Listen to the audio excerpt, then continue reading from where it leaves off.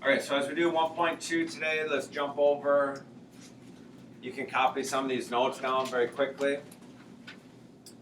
Depreciation is simply the value is going down or we're losing value. So if something depreciates, like cars, for example. Cars, you're going to lose money when you buy your cars, worth less every year. Until a certain point, then becomes a collector's item or an antique, and it may start to appreciate, but it's going to take several years to get there. Appreciation, we're looking at a gain in value. And then when you talk about U sub 0, this is a zero term or starting value before any time passes. People might also say an initial value. N-O-U-G-H-T. U naught is what some people will say. So in our world, that'll be a value that we're going to just kind of set off to the side, and then we're going to start looking at its value. So the initial price of a car, the initial value of the vacuum cleaner, that probably did.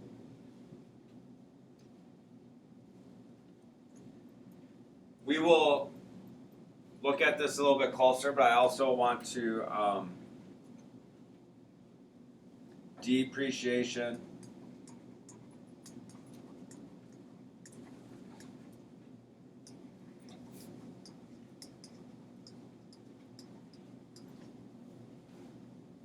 Less than 1 and more than 1. So if I multiply by a number that's less than 1, things are going to go down. If it's bigger than 1 or more than 1, the value will go up.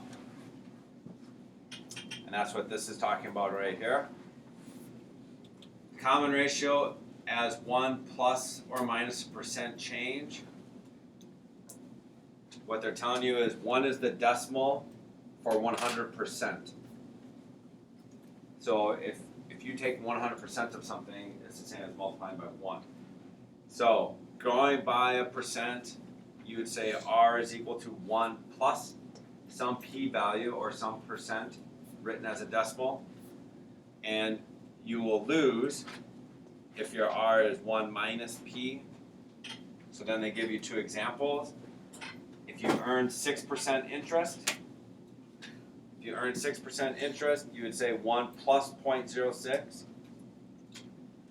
If the car loses 6% of its value every year, you would say 1 minus 0.06. And in both cases, if you want to actually do the math, you can write 1.06 or 0.94.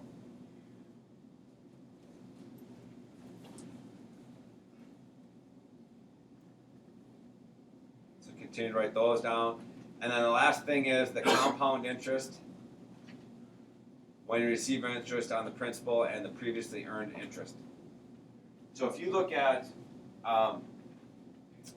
simple interest, it might be if you take out a loan with mom or dad or something and they're going to charge you interest, they might just charge you 10% interest on your loan each year.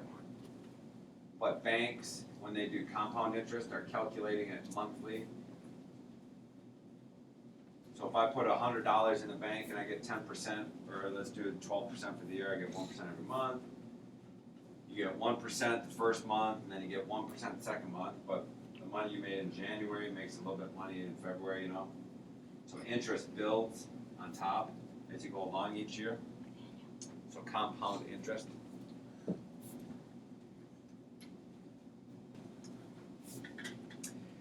All right, so what we're starting to talk about is what would you multiply to show a 2% growth, a 3.45% growth, a 5% decay or loss, or a 31% decay or loss.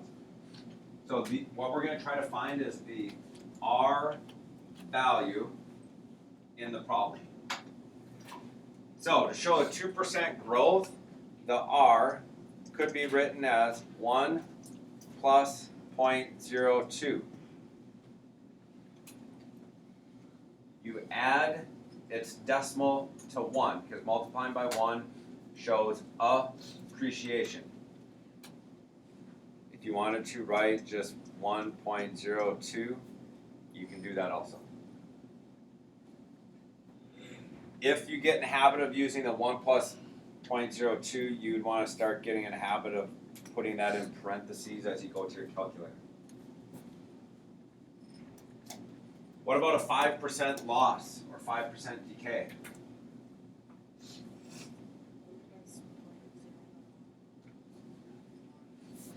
One plus or minus for the decay, because you want to be, yep. So, and then what was your decimal you used? 0.05. Yes. 1 minus 0.05. So remember, the decimal, as you go from a percent to a decimal, you move it to the left twice. Or 0.95. So if you remember back to the example on Friday, the vacuum cleaner, what was it, 20% off sale? 20%? Anybody remember? 25%. 25% off. So we were multiplying by 0.75. All right, so quickly with somebody sitting near you, do the last two, double check with them, see if you have the same number written down, and you can have either the 1 plus or minus thing, or you can do the math. Do that now.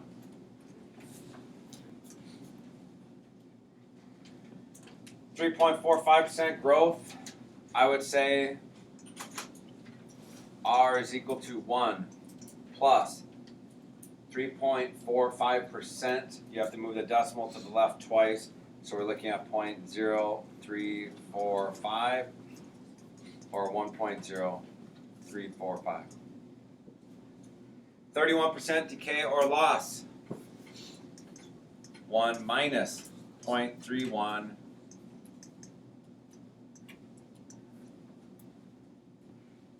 or you multiply by 0.69. So anytime you're multiplying by something less than 1, the value of that sequence is going to start to go down. If it's more than 1, it's starting to go up, or appreciate and depreciate.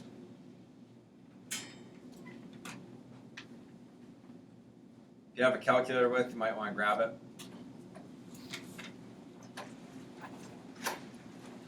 The $500 computer you bought is depreciating each year. So, you know, you watch a trade-in program. If you trade stuff in, you first bought it for $500. Next year you're looking, should I trade it in? It's worth $400. Now I look at $320. Now I look at what is that? $256. So here they're asking us to find the common ratio, the R value in this problem. Does anybody know how we can do that? They're not coming out and telling us the R value, but how could we calculate? You're going to take the next number in the sequence and divide by the one in front of it. So we would take 400 and divide by 500. We would take 320 and divide by 400. We would take 256 and divide by 320. What's 400 divided by 500? 0.8. 0.8. 320 divided by 400? 0.8. 0.8. 256 divided by 320, I'm guessing is 0.8. So what's the R value in this problem? 0.8. 0.2.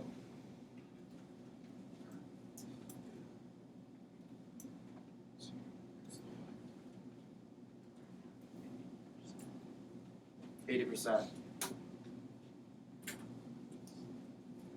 you sure it's not 0.2? It's 20%.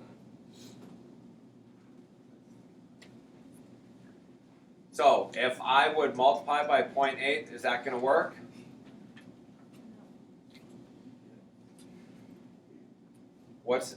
So in part B, what is the percent of change?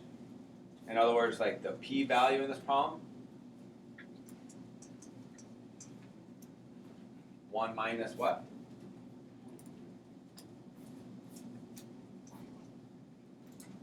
So the R value is the 0.8.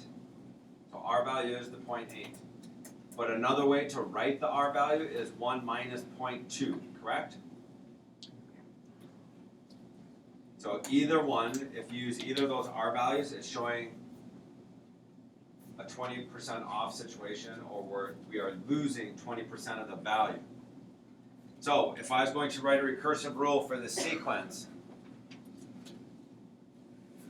start value, where do we tell them to start? So I started with an initial value, a starting value of $500.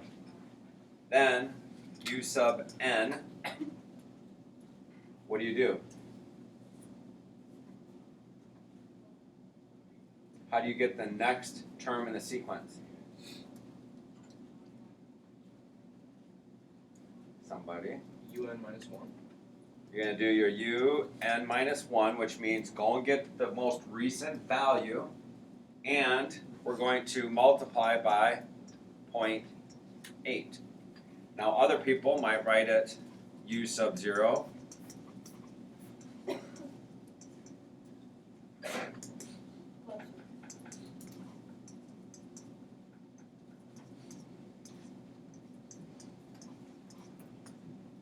Somebody else might choose to write it 1 minus 0.2 in parentheses. They are the exact same recursive formula. They'll generate the same sequence of numbers. Some people like to see this because now when I say, well, you know, what kind of sale or how much were you losing? Oh, I'm losing 20%. Here, you maybe have to do a little bit more math.